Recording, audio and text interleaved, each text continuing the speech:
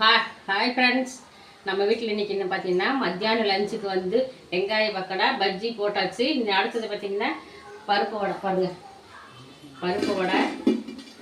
பருப்பு வடைன்னு பார்த்தீங்கன்னா பச்சை கடலை பருப்பு, இஞ்சி, பச்சை மிளகாய், கருவேப்பிலை, கொத்தமல்லி தழை, புதினா தழை எல்லாம் சேர்ந்து செக்கில் அரைச்சி வடை ரெடியாக இருக்குது. அடுத்து பார்த்திங்கன்னா பாருங்க பாயாசம்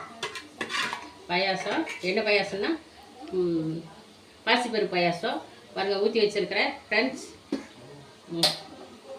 பாருங்க, நான் இன்னும் தட்டி போட்டுக்கிட்டு தான் இருக்கிறேன். வடை இன்னும் போட்டு முடிக்கல. அதுக்குள்ளாட்டி உங்களுக்கு ஒரு வியூ கொடுத்துலான்னு சொல்லிட்டு தான் கொடுத்துட்ருக்குறேன். பாருங்கள் ஃப்ரெண்ட்ஸ், சூடாக இருக்குது. சுடவே கொடுத்தா தானே நல்லாயிருக்கும்.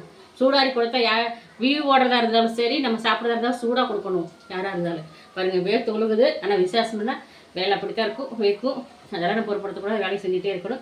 வரும் ஃப்ரெண்ட்ஸ், பருப்போட ரெடி ஆகிடுச்சு. பாயாசம் ரெடியாக இருக்குது. வாங்க குடிக்கலாம். முந்திரி பருப்பெல்லாம் போட்டு நெய்யில் வறுத்து பாசிப்பருப்பு பாயாசம் தேங்காய் பால் அரைச்சி ஊற்றி. ஓகே ஃப்ரெண்ட்ஸ், பாய். பிடிச்சிருந்தால் லைக் பண்ணுங்கள். பருப்பு சூப்பராக இருக்குது பாருங்க. ஓகே ஃப்ரெண்ட்ஸ், அதுக்கு இதுவாக இருக்குது.